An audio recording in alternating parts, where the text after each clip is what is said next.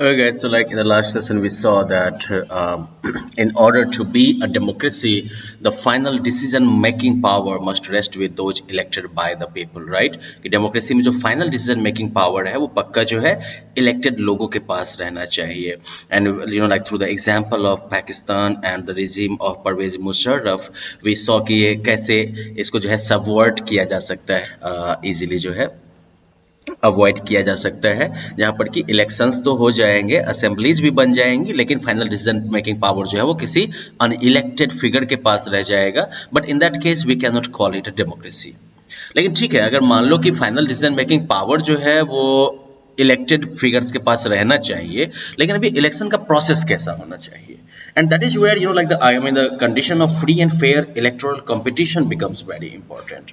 Okay, when you are talking about free and fair electoral competition, तो इसको समझने के लिए हम लोग अब जो है चाइना और मैक्सिको का एग्जांपल लेने वाले हैं.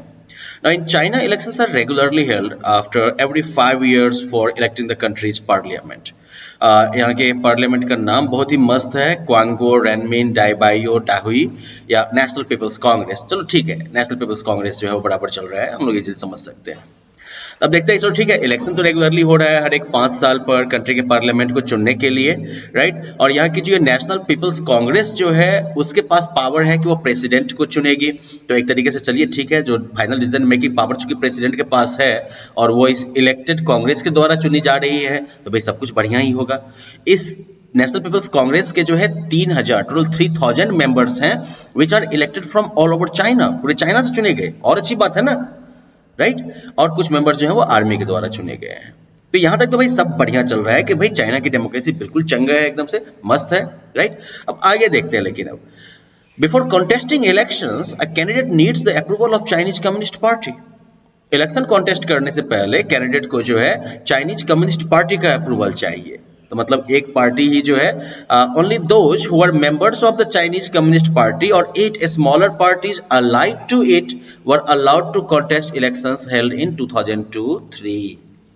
तो सिर्फ उन्हीं लोगों को जो कि चाइनीज कम्युनिस्ट पार्टी या इनके साथ जुड़े हुए 8 और स्मॉल पार्टीज के मेंबर्स हैं, सिर्फ उन्हीं को मान लो कि इलेक्शन कॉन्टेस्ट करने का जो है परमिशन मिला.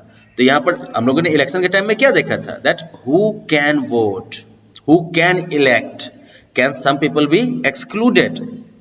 अब इसकी प्रैक्टिस आप यहाँ पर देख लीजिए, राइट, कि यहाँ पर actually people can be excluded. क्यों? क्योंकि वही लोग इलेक्शन जो है कॉन्टेस्ट कर सकते हैं जो कि चाइनीज कम्युनिस्ट पार्टी या फिर जो इनके साथ जुड़े हुए पार्टीज हैं उनके मेंबर हैं.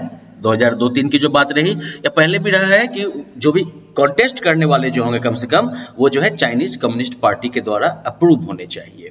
तो मतलब कि सब कोई जो है वो इलेक्शन कॉन्टेस्ट नहीं कर सकता है, वोट डालने का जो सीन हो, लेकिन सबसे बड़ी बात क्या है कि सब कॉन्टेस्ट नहीं कर सकता है. तो ये एक हो गया.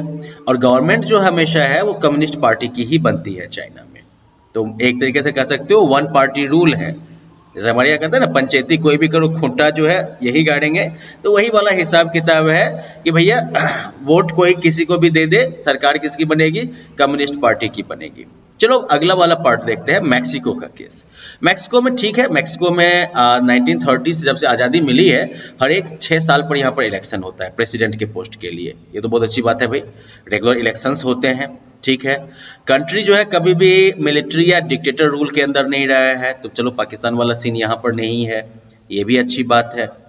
ओके, और यहाँ पर एक्चुअली दूसरी पार्टियां भी कॉन्टेस्ट करती हैं. तो ये चाइना वाला केस भी नहीं है कि एक ही पार्टी जो है वही लड़ेगी भी, वही लड़ाएगी भी, वही जीतेगी भी, वही सरकार बनाएगी, राइट. यहाँ पर जो है आई मीन 2000 तक अब until 2000 every election was one by a party called PRI, institutional revolutionary party के द्वारा ही हर एक इलेक्शन जीता गया 2000 तक. लेकिन अपोजिशन पार्टी जो थी वो इलेक्शन कॉन्टेस्ट कर रही थी, जीत नहीं पा रही थी. तो चाइना वाला एग्जैक्ट केस तो नहीं हुआ ना. चाइना में तो मान लो अपोजिशन पार्टी ही नहीं है, एक ही पार्टी है, और इलेक्शन भी वही कॉन्टेस्ट कर सकता है जिसको कि वहां की कम्युनिस्ट पार्टी जो है अप्रूवल दे कि हाँ भैया तुम लड़ सकते हो इलेक्शन. तो उस हिसाब से चलो मैक्सिको काफी बढ़िया लग रहा है हमें. लेकिन अब इससे आगे का सीन देखो कि तब पता चलेगा. ये PRI पार्टी जो है ये बहुत सारे गेम्स खेलती थी इलेक्शन जीतने के लिए. फॉर एग्जाम्पल, जो कोई भी गवर्नमेंट ऑफिशियल्स थे ना, सरकारी नौकरी जिन जिन के पास थी, सबको पार्टी की मीटिंग अटेंड करनी पड़ती थी. तो मतलब कि आप सरकार के नहीं, आप पार्टी के मेंबर ऑफिशियल हो गए. गवर्नमेंट स्कूल्स के जो टीचर्स थे वो फोर्स करते थे पेरेंट्स को कि वो पीआरआई के लिए ही वोट करें। मीडिया इस तरीके से मैनेज थी कि वो जो है अपोजिशन पॉलिटिकल पार्टीज के एक्टिविटीज पर ध्यान ही नहीं देती थी, सिर्फ आलोचना करने के लिए उनका नाम लेती थी। जब आलोचना करने वाला कोई मुद्दा मिल जाए तो फिर उनका नाम लेगी, अदरवाइज उनको जो है देखेगी भी नहीं। इसके अलावा अगर इतना काफी नहीं है तो और भी करते थे ये लोग, पोलिंग बूथ जो है उसको जो है लास्ट टाइम में इधर से उधर शिफ्ट कर देते थे। ऐसे मान लो कि पता चला कि भाई फलाने गांव में या फलाने एरिया में हमारा वोटर नहीं है, कोई और हम किसी और पार्टी को वोट डालेगा, तो एक काम करो, इलेक्शन कल होना है ना, आज सुबह जो है पोलिंग बूथ चेंज कर दो, ठीक है। तो अब किसी को पता ही नहीं है पोलिंग बूथ कहाँ है, राइट। तो फिर दूसरे पार्टी वाले को या दूसरे कैंडिडेट को जो वोट मिलना होगा उसका वोट तो हवा में उड़ गया ना, क्योंकि उसके वोटर को तो पता ही नहीं है वोट किधर गिराना है, ओके। और इसके अलावा पीआरआई जो है खूब पैसा भी खर्चा करती थी अपने कैंडिडेट्स के कैंपेन वगैरह पर। अब यहां पर मान लो कि ठीक है, चाइना में भी इलेक्शन हुआ, इधर भी इलेक्शन हुआ, राइट। लेकिन चाइना के इलेक्शन में हमने क्या देखा कि वहां पर जो है लोगों के पास कोई सीरियस चॉइस नहीं है, राइट। जो रूलिंग पार्टी है और उसी के द्वारा जो अप्रूव किए हुए कैंडिडेट्स हैं उन्हीं को चुनना है आपको, तो क्या इसको हम चॉइस कह सकते हैं? No, we can not call it choice, right. On the other hand, when we look at Mexico, well, it seems that people have choice, right? क्योंकि मान लो कि अपोजिशन पार्टीज भी मौजूद हैं, तो लोगों के पास लगता है कि चॉइस है, लेकिन प्रैक्टिकली ये देखो तो कोई चॉइस ही नहीं है। रीजन ये है कि वहां पर जो है रूलिंग पार्टी हार ही नहीं सकती है, लोग अगर इसके अगेंस्ट भी हो। कारण ये है कि उन्होंने जो है सारा सिस्टम इस तरीके से मैनेज कर रखा है, इलेक्शन जो है वो ईमानदारी से होने ही नहीं देंगे, तो वो जीत के ही रहेंगे। तो ऐसे में क्या इसको हम डेमोक्रेटिक मान लेंगे? नहीं मान सकते हैं हम। और इसी वजह से हमें जो है डेमोक्रेसी में एक और कंडीशन डालनी होती है कि इलेक्शंस जो हैं वो लोगों को रियल चॉइस ऑफर करे। Elections must offer like a real choice between political alternatives, party A, party B, idea A, idea B, कौन से को किसको चुनना है, ये रियल चॉइस होना चाहिए, फर्स्ट थिंग।